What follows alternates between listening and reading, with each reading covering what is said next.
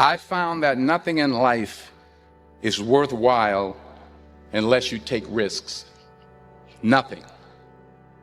Nelson Mandela said, "There is no passion to be found playing small and settling for a life that's less than the one you're capable of living." Now, I'm sure in your experiences in school and applying to college and picking your major and deciding what you want to do with life, I'm sure people have told you to make sure you have something to fall back on. Make sure you got something to fall back on, honey. But I never understood that concept, having something to fall back on. If I'm going to fall, I don't want to fall back on anything. I want to fall forward. I figure at least this way I'll see what I'm going to hit. Without consistency, you'll never finish. So do what you feel passionate about. Take chances. Don't be afraid to fail. There's an old IQ test, was 9 dots, and you had to draw 5 lines with a pencil within these 9 dots without lifting the pencil. The only way to do it was to go outside the box. Don't be afraid to think outside the box. Don't be afraid to fail big, to dream big. But remember, dreams without goals are just dreams. Reggie Jackson struck out 2,600 times in his career, the most in the history of baseball. But you don't hear about the strikeouts. People remember the home runs. Fall forward. Thomas Edison conducted 1,000 failed experiments. Did you know that? I didn't know that. Because the 1,001st was the light bulb. Fall forward. Every failed experiment is one step closer to success. You've got to take risks, and I'm sure you've probably heard that before, but I want to talk to you about why that's so important. You will fail at some point in your life. Accept it. You will lose. You will embarrass yourself. You will suck at something. There's no doubt about it. In the acting business, you fail all the time. Early on in my career, I auditioned for a part in a Broadway musical. Perfect role for me, I thought, except for the fact that I can't sing. I didn't get the job. But here's the thing. I didn't quit. I didn't fall back.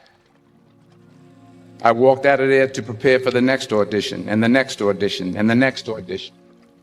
I prayed. I prayed. And I prayed. But I continued to fail, and fail, and fail. But it didn't matter, because you know what? There's an old saying, you hang around the barbershop long enough, sooner or later you're going to get a haircut. So you will catch a break, and I did catch a break. Last year, I did a play called Fences on Broadway. But here's the kicker. It was at the Court Theater. It was at the same theater that I failed that first audition 30 years prior. The point is, every graduate here today has the training and the talent to succeed. But do you have the guts to fail? If you don't fail, you're not even trying. I'll say it again. If you don't fail, you're not even trying. To get something you never had, you have to do something you never did. So imagine you're on your deathbed, and standing around your deathbed are the ghosts representing your unfulfilled potential. The ghost of the ideas you never acted on. The ghost of the talents you didn't use. And they're standing around your bed, angry, disappointed, and upset. They say, we came to you because you could have brought us to life, they say. And now we have to go to the grave together. So I ask you today, how many ghosts are going to be around your bed when your time comes? The world needs a lot, and we need it from you. We really do. We need it from you young people. I mean, I'm not speaking for the rest of us up here, but I know I'm getting a little grayer. We need it from you, the young people, because remember this. You got to get out there. You got to give it everything you got, whether it's your time, your talent, your prayers, or your treasures. What are you going to do with what you have? I'm not talking about how much you have. Some of you are business majors. Some of you are theologians, nurses, sociologists. Some of you have money. Some of you have patience. Some of you have kindness. Some of you have love. Some of you have the gift of long suffering. Whatever it is, whatever your gift is, what are you going to do with what you have? Sometimes it's the best way to figure out where you're going. Your life will never be a straight path.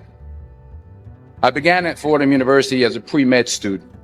I took a course called cardiac morphogenesis. I couldn't read it, I couldn't say it, I sure couldn't pass it. So then I decided to go into pre-law, then journalism. And with no academic focus, my grades took off in their own direction. I was a 1.8 GPA.